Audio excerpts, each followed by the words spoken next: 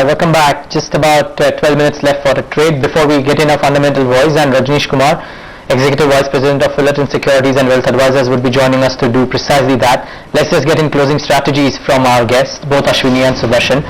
And start off with you, Sudarshan. Is there a closing trade that you have for our viewers?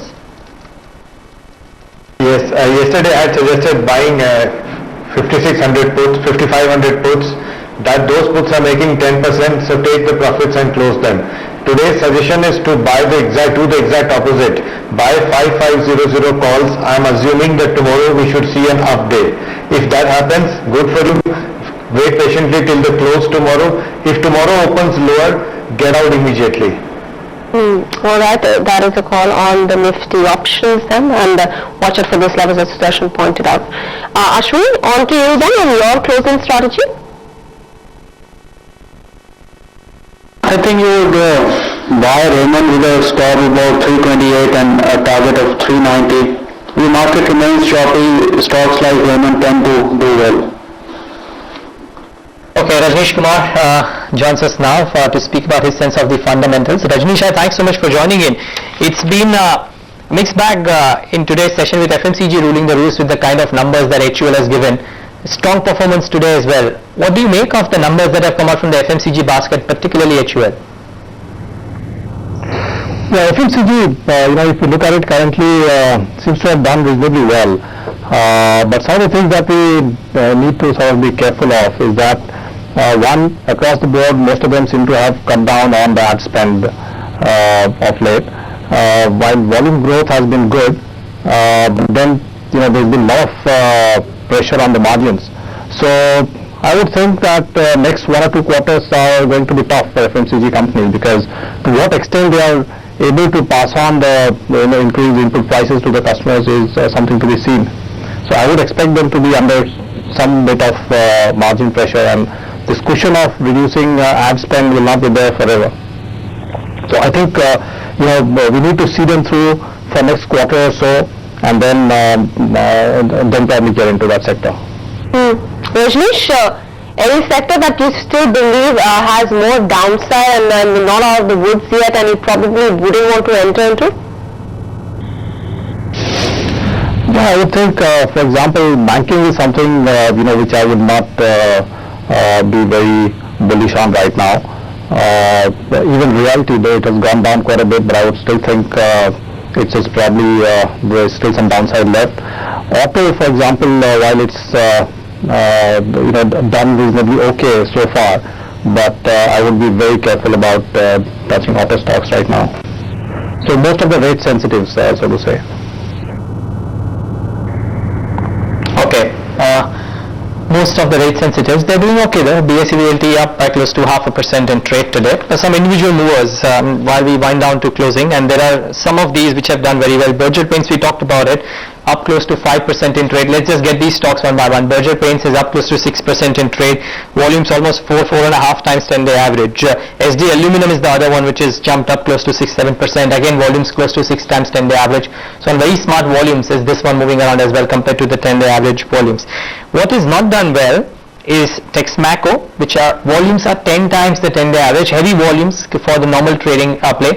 In fact, it's bounced back a little bit, but it didn't do well for most part of the trading session. In the Indiabulls group, Indiabulls Securities, Indiabulls Power, they may have perked up a little bit, but they have hit the new 52-week lows in trade today. So both Indiabulls Securities and Indiabulls Power haven't had the best of sessions. Sudarshan, a lot of these stocks, Texmaco, trading plays of course some of these and very small stocks, but the Indiabulls group, for example, Indiabulls Power, look at the issue price and what it is trading right now. Would you take a look at any of these? Indiabulls Securities, Power, SD Aluminum, Berger, Texmaco, Hathaway? No, I would not touch Indiabulls Power. I would not touch Indiabulls Securities. Hathaway, Dish TV is a far better option, so there is no reason to look at Hathaway. The one stock in the Indiabulls table which we did not discuss would be Indiabulls Real Estate. That's an excellent stock to own and trade on the long side. Even if it falls, wait patiently for dips. But among the names you have said, there are some which are absolutely no-goes. All right, those were some of the names. But coming to you on, Ashwini, on a Bharat Forge, which is up about 1% in today's session, and even a Mundra port, which shows showing some bit of a movement, though in that after picking up in the morning, it's pretty much stabilized at these levels, but it's still higher by about 4%. So a Mundra port as well as the Bharat Forge. Basically, all these, engineering type of stocks will do well when rates are going lower.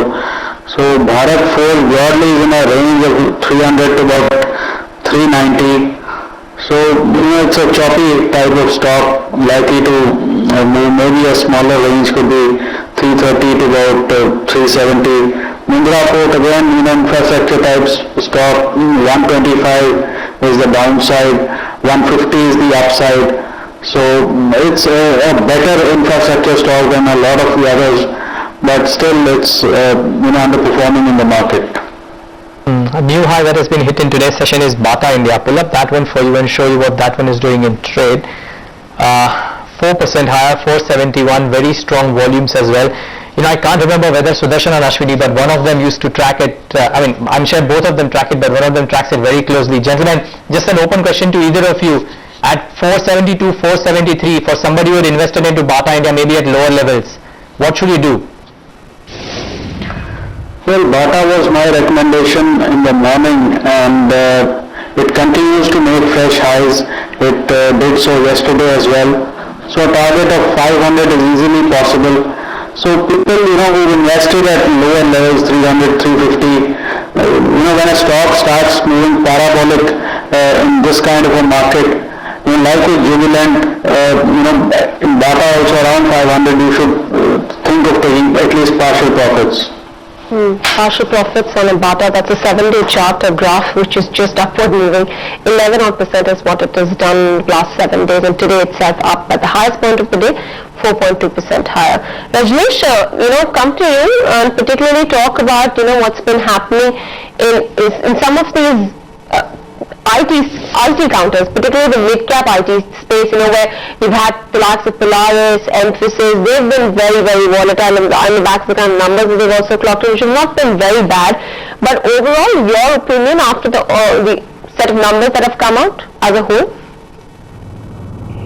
The IT sector, in fact, looks quite interesting right now, especially I would think that, with companies like HCL Technologies and Cognizant also now sort of getting into the big league, there is a fair bit of action there, and, the direction given by the management, especially for TCS, it looked quite good. And for most of these companies, the business lies in US, and the US, as all of us know, has been doing reasonably well in terms of overall economy, and especially the banking sector and the BFSI sector in US has also been doing reasonably well. The results have been better than most of the analyst predictions. So I would think that IT sector is in for some good time, and that's one sector which I would think investors can get into, even in this market which is very cautious and could see some bit of downside. All right, gentlemen, stay on the dust. Let's start wrapping up the market. Your top performer from the frontliners is really NTPC, up about 5%. 55.42 is where the Nifty is positioned. So, the major push or the support for why the index has not fallen further from here has come in from FMCG majors and the Sun Unilever, which is up 4.5% on the back of numbers and upgrades coming in. Reliance Communications on the back of the redemption of FCCB is worth about $500 million. That one is up about 2.5%. Sterlite has supported the market. NTPC, as I just highlighted. GAIL, Cesa, Goa are a couple of the other gainers. On the losing side, and the even queue is supported by the likes of Sun Pharmaceuticals, even for that matter, Ambuja Cements, Hero Honda, Mahindra, HDFC Bank, and some of the IT majors and Infosys have lost steam in the session. Pull up HDFC for you. That one should be just about hovering between the red and the green, 660. So the number is not really having too much of an impact on HDFC. But broadly on the junior Nifty as well, just looking at some of the boys, HDIL is up 2.5%, Mundra Port by 3.5%. So those are the two stocks that are topping the charts on the junior Nifty. Not too many other gainers really. on the junior Nifty at least, a couple of stocks on the losing side include a Titan and an Asian Paints. But pull up PTC for you. That one should be also brought up because it started off very smartly in trade today, PTC, and continuing with those gains. So 5.5% higher for that one. That aside, some other result boys and stocks and news. NIIT, PAT up 53%, and that one 3% higher in trade, so cooled off a little bit. Subex is the other one, has won a new order for European mobile solution provider, from a European mobile solution provider, and 7.5% higher for that one. And couple of other volume buzzers include a UB Holdings and United Breweries, smart gains that have come in for these two stocks. 7.5% for UB Holdings, close to those gains, pretty much the same gains for United Breweries as well. Some leaders then, and Jubilant Foodworks, after the run-up that it has seen in the recent past, it was on an uptrend. It started to cool off recently, until down about 6% BB Realty carries on with its losses, 3% lower in the session. Mahindra Finance, GVK Power, almost near its 52-week low there, so 3% for GVK Power. Religa, which is down another 2%. Cadila Healthcare, we've spoken about this and the kind of brokerage calls that have come about this counter, 2% lower for Cadila. Sun Pharma also looking a little bit weak in today's session. Bank of India down about 1.8%. Coal India, after yesterday's fabulous run that it had of about 6.5%, cooling off a little bit. Price hikes on the annual management indicating that. Don't know when exactly it could come about. But that's the final tally for you. The Nifty, which is up which is lower by about 0.2%, 55.39 for the Nifty, as well as the Sensex, which is just hovering around that 18,500 mark. Now reached it on the last traded price, but still lower by about 0.2%. On the mid cap and the small cap front as well, pull up the advanced decline ratio, tell you exactly how we've been positioned out there. And like we've been pointing out since early morning trade, this gap has just been widening. So right now, it's in favor of the declines yet again. Other than that, a few other counters to pull them up on your screen. We saw that crossover that took place, and now we are in favor of the declines. Mid cap and small cap, slight bit of a bounce back is what we saw. Mundra Port up 4%. Power Finance Corporation up another 1.6%, but that doesn't take away from the fact that it's very close to its 52-week low. Bharat Forge, Tech Mahindra, another 1 to 1.5% gains coming, but Glaxo is up 1%, almost at its 52-week high there for Glaxo. Bank of Baroda, GMR Infra, we've got Emphasis, LIC Housing Finance. These are the counters that have done well for themselves in today's session. Here is a final comment then from all our experts. Ashwini, come to you, and the kind of close that we've done on the Nifty, and overall the broader market sentiment, which seems to be improving a little. Well, that sentiment is improving only as long as the Nifty holds up 5,500. But clearly you can see that last 2 days the index has stopped making progress, and now we're in a thin 55, turn to about 55-90 type of range, and whichever way this range breaks out, I think the market will look for a large move out there. We could have a few more choppy days, maybe a couple more, and then we should look at some kind of downside. So clearly today was a choppy day like yesterday, but finally this range will break down on one side. Sudarshan, what would be your call? From an interim perspective, it's clear that the slight downtrend in the market perhaps would be witnessed, but from an immediate perspective and maybe tomorrow's trade orientation, what would be the call? Well, it's not a slight downtrend that is anticipated, okay. I'm assuming it will be a significant downtrend. And for tomorrow, I think the markets we are in a range, and in a range we have these bouts of pessimism. Today was a pessimistic day, closed lower. Tomorrow I expect the markets to be better and close higher. So for the very short term tomorrow, it's an expectation, that's all. Rajnish,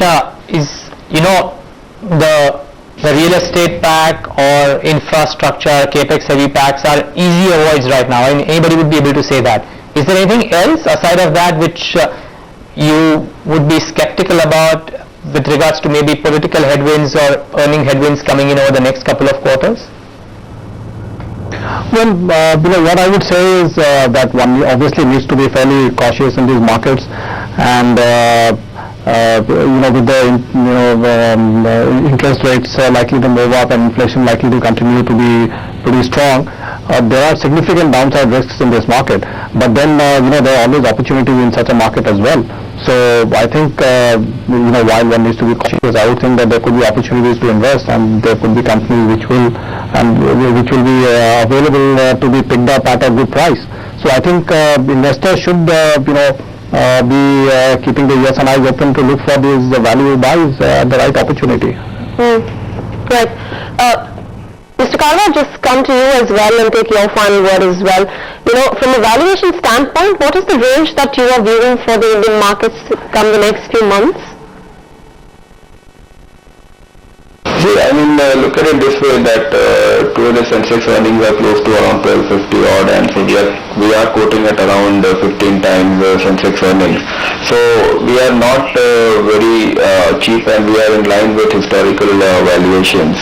And now this is based on current earnings estimates, and there you have a shift in earnings also, that you have a lot of these commodity producers, etc., which are part of the indices. They are helping cover up the shortfalls, if any, in other stock earnings. So looking at it, around 15 times earnings range, from here you could possibly, if there are very good FII inflows or some big bank policy announcements, or maybe if commodity prices come off big time, then maybe you could see a possible 15% uptick in the Sensex or in the Nifty.